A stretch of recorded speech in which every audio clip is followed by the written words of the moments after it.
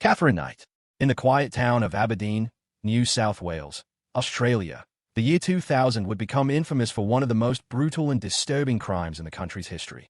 Katherine Knight, a former abattoir worker with a violent past, committed a murder so shocking that it would haunt the nation for decades. Katherine Knight's life was marked by trauma and violence from an early age.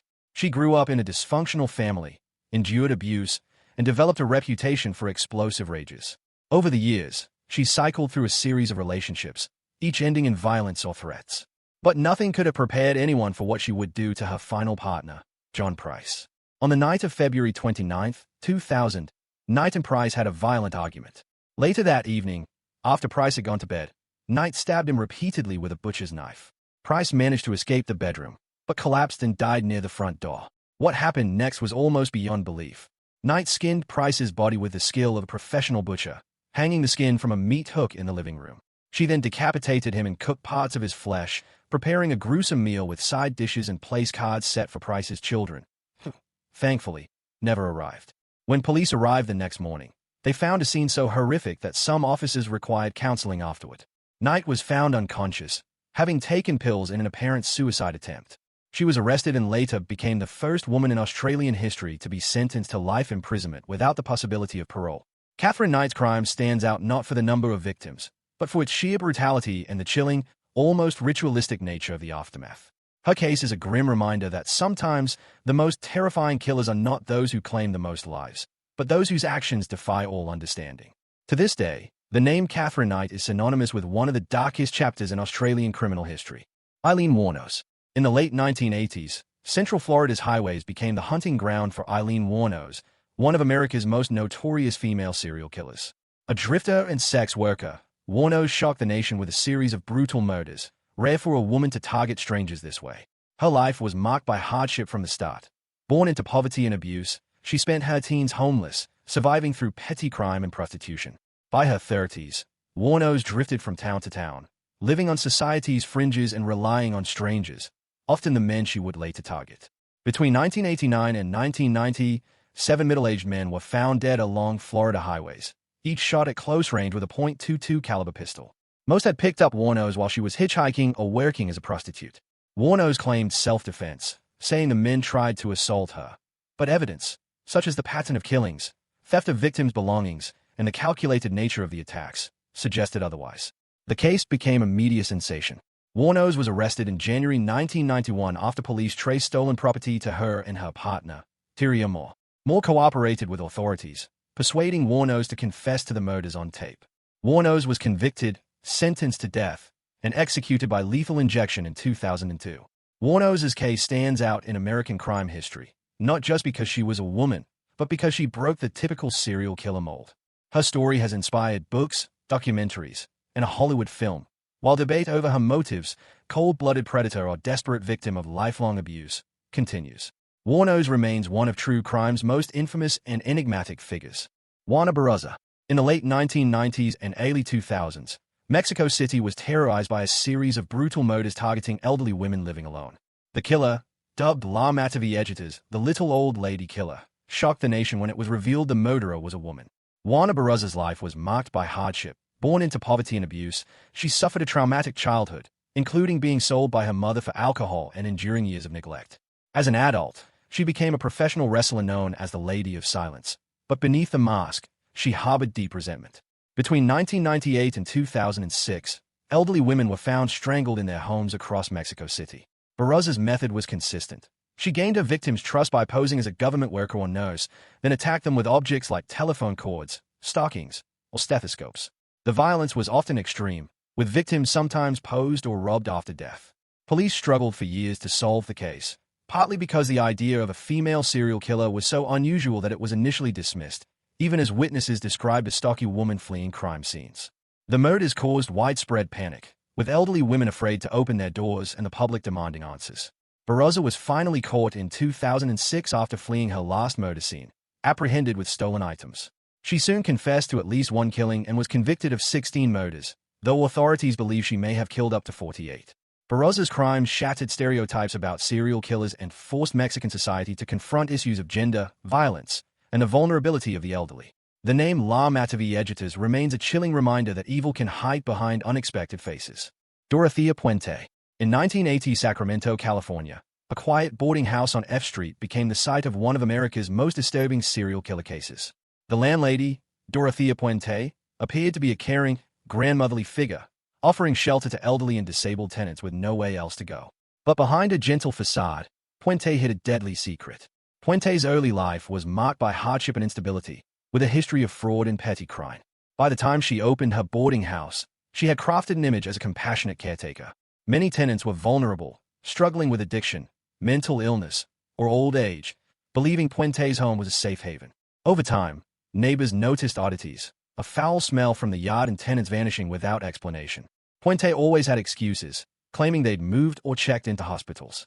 In reality, she was murdering her tenants, burying their bodies in her backyard, and continuing to cash their social security checks. The truth emerged in 1988 when a social worker investigating a missing mentally disabled tenant grew suspicious. Police searched Puente's property and found 7 bodies buried in the garden, with 2 more later linked to her. The victims had been poisoned, suffocated, or drugged, their death concealed to keep the money flowing. Puente was arrested after briefly fleeing, and her trial became a media sensation. She was convicted of 3 murders, though authorities believe she was responsible for at least 9 deaths, possibly more. Throughout, Puente insisted on her innocence, claiming she was only helping people in need. Dorothea Puente's case stands out for its cold calculation and exploitation of society's most vulnerable for financial gain. Her story is a chilling reminder that evil can hide behind kindness, and that broken trust can have deadly consequences. The Death House landlady remains one of American true crime's most infamous figures. Nannie Doss. In the early to mid-20th century, a smiling grandmotherly figure moved from state to state across the American South and Midwest, leaving a trail of death in her wake. Nannie Doss, later dubbed the Giggling Granny, would become infamous for her shocking crimes, murders that were all the more chilling because her victims were the people closest to her. Nannie Doss's life began in rural Alabama, where she endured a strict and unhappy childhood. She married young, and over the years, cycled through a series of husbands, each relationship ending in tragedy. But what set Doss apart was a method and a motive. She poisoned her victims, often slipping arsenic into their food or drinks, and she did it with a smile. Her targets were almost always family members, 4 husbands, 2 children, her 2 sisters, her mother, a grandson, and a mother-in-law. What's especially disturbing is how Doss managed to avoid suspicion for so long. She was always cheerful, quick with a laugh, and seemed to genuinely mourn her losses. She even read romance magazines and dreamed of finding true love, often meeting her future husbands through Lonely Hearts columns. But behind the laughter was a cold-blooded killer, motivated by a mix of financial gain, personal grudges, and a twisted sense of romance. It wasn't until 1954, after the suspicious death of her 5th husband, that authorities finally began to connect the dots. An autopsy revealed lethal levels of arsenic, and under questioning, Doss confessed to killing 11 people over a span of 3 decades. She giggled through her confessions, earning her the nickname the Giggling Granny in the press. Nannie Doss was sentenced to life in prison, where she remained until her death in 1965. Her case stands out not just for the number of victims, but for the way she hid her crimes behind a mask of domestic normalcy and grandmotherly charm. The story of the Giggling Granny is a haunting reminder that sometimes, the most dangerous people are those we trust the most. Gottfried. In the early 19th century, the city of Bremen, Germany, was haunted by a series of mysterious deaths that seemed to strike without warning. At the center of this quiet storm was Gottfried, a woman who would later be known as the Angel of Bremen. Her story is a chilling example of how trust and compassion can be twisted into something deadly. Gottfried was born in 1785 and, by all outward appearances, lived a life marked by hardship and loss. She was known in her community for her kindness, often caring for sick relatives, friends, and neighbors. But as the years went by, tragedy seemed to follow her everywhere. One by one, those closest to her, her parents, husbands, children, friends, and even neighbors, fell ill and died, often after a brief and agonizing sickness. For years, no one suspected Gesh. She was seen as a victim of terrible misfortune, a woman cursed by fate. But in reality, she was orchestrating the deaths, using a deadly poison known as mouse butter, a mixture of arsenic and animal fat. She would secretly add the poison to her victims' food, watching as they grew weaker and more dependent on her care. Between 1813 and 1827, Gottfried poisoned at least 15 people, including her own children, parents, and 3 husbands. Her motive remains a subject of debate. Some believe she craved attention and sympathy, while others point to financial gain or deep-seated psychological need for control. The truth finally came to light in 1828, when a suspicious doctor discovered arsenic in the food of one of her intended victims. Gottfried was arrested, and a trial became a sensation across Germany. She confessed to the murders, and in 1831, she was publicly executed, becoming the last person to be beheaded in the city of Bremen. Gottfried's case stands out for its cold calculation and the way she exploited the trust of those around her. The Angel of Bremen serves as a grim reminder that evil can sometimes wear the face of kindness, and that the most dangerous predators are often those who hide in plain sight. Leonardo Cianciulli. In the shadowy years leading up to World War II, the small Italian town of Curigio became the setting for one of the most bizarre and unsettling serial killer cases in European history. At the center was Leonardo Cianciulli, a woman whose crimes would earn her the chilling nickname, the soapmaker of Curigio. Leonardo's life was marked by tragedy and superstition. She suffered through a difficult childhood, a string of miscarriages, and the loss of several children. Deeply superstitious, she became convinced that her family was cursed and that only a human sacrifice could protect her surviving son, who was about to leave for war. This twisted belief would set her on a path of murder.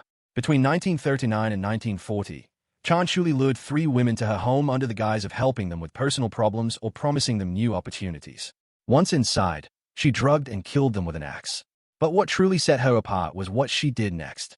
Cianciulli dismembered the bodies and, using her knowledge of soap making, boiled the remains down to create bars of soap and tea cakes.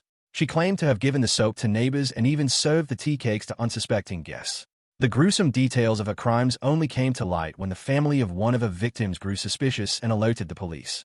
During her trial, Cianciulli showed no remorse, calmly describing her methods and even sharing her recipes with the court. She was found guilty of murder and sentenced to 30 years in prison and 3 years in a criminal asylum. Leonardo Cianciulli's case stands out not for the number of her victims, but for the shocking and ritualistic nature of her crimes. The story of the soapmaker of Curigio remains one of Italy's most infamous true crime tales, a disturbing reminder of how superstition, desperation, and madness can combine to create horrors almost beyond imagination. Mary and Cotton. In Victorian England, a time when death from illness was common and life insurance was just beginning to take hold, one woman's name would become synonymous with suspicion and poison. Mary and Cotton, a seemingly ordinary housewife from County Durham, is believed to be one of Britain's most prolific female serial killers, a woman whose deadly ambition left a trail of bodies across northern England. Marianne's life was marked by hardship and loss. She married 4 times, and each of her husbands died under mysterious circumstances, as did many of her children, stepchildren, and even her own mother. The pattern was always the same: a sudden illness, agonizing stomach pains, and a rapid decline. The grieving widow would collect the insurance money and move on, starting the cycle again. Between the 1860s and 1870s, it's suspected that Marian Cotton poisoned as many as 21 people, most of them family members. Her weapon of choice was arsenic, a common household substance at the time, which she would mix into food or tea. The deaths were often attributed to gastric fever, a common diagnosis in the era, allowing her to avoid suspicion for years. But as the deaths mounted, whispers began to spread. It wasn't until the sudden death of her stepson, Charles Edward Cotton, that authorities finally took notice. An autopsy revealed traces of arsenic, and Marianne was arrested. During her trial, the evidence was overwhelming, but she was only convicted for the murder of Charles. She was hanged in 1873, her execution drawing crowds eager to see the end of the Black Widow. Marianne Cotton's case stands out not just for the number of her suspected victims, but for the cold calculation and repeated betrayal of those closest to her. Her story is a grim reminder of how greed and opportunity can turn the most trusted figure in a family into its deadliest threat. To this day, the name Marianne Cotton lingers in British true crime history as a symbol of poison, betrayal, and the dark side of domestic life. Jane Tuppan. At the turn of the 20th century, hospitals and private homes in Massachusetts became the hunting grounds for one of America's most chilling female serial killers. Jane Tuppan, a nurse by profession, would later confess to a staggering 31 murders, earning her a place among the deadliest women in American history. Jane Tuppan was born on Nora Kelly in 1854 and endured a troubled childhood, eventually being placed in foster care. As an adult, she trained as a nurse, where she quickly gained a reputation for her cheerful bedside manner and apparent dedication to her patients. But beneath her friendly exterior, Tuppan was conducting deadly experiments, using her medical knowledge to kill. Her method was both calculated and cruel. Tuppan would administer lethal doses of morphine and atropine to her patients, carefully adjusting the amounts to prolong their suffering. She often climbed into bed with her victims as they died, later admitting that she derived sexual pleasure from being so close to death. Her victims included not only patients under her care, but also friends, landlords, and even members of a foster family. For years, Jane Tuppen's crimes went undetected. Death was common in hospitals, and her victims were often elderly or already ill. But suspicions grew when members of the Davis family, whom Tuppen had been caring for, died in quick succession. An autopsy revealed poisoning, and Tuppen was finally arrested in 1901. During her confession, Tuppen chillingly stated that her ambition was to have killed more people, helpless people, than any other man or woman who ever lived. She was declared insane and committed to an asylum, where she remained until her death in 1938. Jane Tuppen's case stands out for the cold, clinical way she exploited her position of trust, turning places of healing into scenes of horror. Her story is a disturbing reminder that sometimes the most dangerous predators are those who wear the mask of a caregiver. Belle Gunness. In the early 1900s, the quiet farming community of La Porte, Indiana, became the backdrop for one of America's most chilling and mysterious murder sprees. At the center was Belle Gunness, a Norwegian immigrant whose crimes would earn her the nickname the Black Widow of La Porte. Her story is a dark blend of greed, deception, and cold-blooded murder. Belle Gunness arrived in the United States in the late 19th century, seeking a new life and, as it turned out, new victims. She quickly established herself as a widow, taking out life insurance policies on her husband and children, many of whom died under suspicious circumstances. But it was a next scheme that would make her infamous. Gunness began placing personal ads in newspapers, seeking wealthy suitors to join her on her farm. Lonely men from across the country answered her call, bringing with them their life savings. One by one, these men vanished without a trace. Belle would explain their disappearances with plausible stories. They'd returned home, gone west, or simply left in the night. In reality, she was murdering them, dismembering their bodies, and burying the remains around her property. The truth came to light in 1908, when a fire destroyed the Gunness farmhouse. In the ruins, authorities discovered the bodies of Belle's children and a decapitated woman believed to be Belle herself. But as investigators dug up the farm, they uncovered the remains of at least 14 people. Some estimates suggest the true number could be over 40.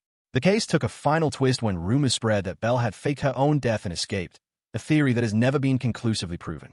Belle Gunness' case stands out not just for the sheer number of her suspected victims, but for the cold calculation and manipulation she used to lure them in. Her story is a haunting reminder of how easily trust can be exploited, and how evil can hide behind the promise of love and a new beginning. To this day, the fate of Belle Gunness remains one of America's most enduring true crime mysteries. Amelia Dier. In Victorian England, a time when poverty and desperation drove many women to desperate measures, one woman's crimes would shock the nation to its core. Amelia Dier, known as the Ogress of Reading, became one of the most prolific and notorious serial killers in British history, not for targeting adults, but for preying on the most vulnerable of all, infants. Amelia Dier began her career as a nurse and midwife, but soon found a more lucrative, and far more sinister, business in baby farming. In the late 1800s, it was common for unmarried mothers to pay women like Dier to care for their unwanted or illegitimate children. Dier promised to find loving homes for these babies, but in reality, she was running a deadly operation. Instead of caring for the infants, Dier would take their money and then murder the children, often within days or even hours of receiving them. She used methods like strangulation with white tape, a detail that would later become her grim signature. The bodies were disposed of in rivers or hidden away, while Dier continued to advertise her services and collect more victims. For decades, Dier evaded suspicion, moving from town to town and using false names. But in 1896, the body of a baby was found floating in the Thames, wrapped in brown paper and bearing a clue that led police straight to Dier's door. When authorities searched her home, they found overwhelming evidence of her crimes: clothing, adoption records, and the stench of death. Amelia Dier was arrested and quickly confessed. She was convicted of just one murder, but investigators estimated she may have killed between 200 and 400 infants over a 20-year period.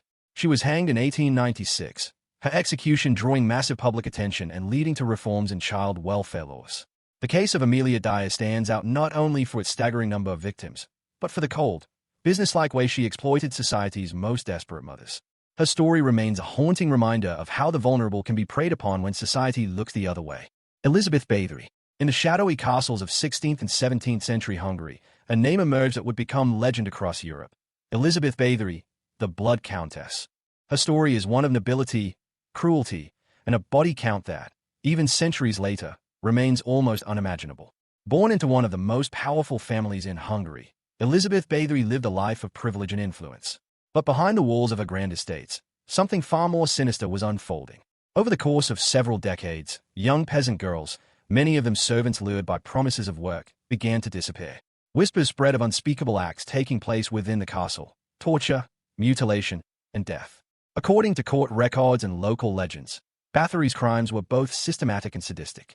She was accused of beating, burning, and mutilating her victims, sometimes biting their flesh or subjecting them to cruel punishments. The most infamous legend claims that she bathed in the blood of virgins, believing it would preserve her youth and beauty. While historians debate the truth of these stories, there is no doubt that dozens, if not hundreds, of young women died at her hands. The scale of the killings eventually became impossible to ignore. In 1610, authorities raided Bathory's castle and discovered bodies, survivors, and evidence of torture. She was arrested and put on trial. Though as a noble woman, she was never formally convicted. Instead, she was confined to her castle, where she remained until her death in 1614. Elizabeth Bathory's case stands out not only for the staggering number of victims, 80 confirmed, with some legends claiming as many as 650, but for the way her crimes blurred the line between history and myth. The Blood Countess has inspired countless books, films, and even vampire folklore, becoming a symbol of unchecked power and cruelty. Her story remains one of the darkest chapters in European history, a chilling reminder of how evil can flourish behind the walls of privilege.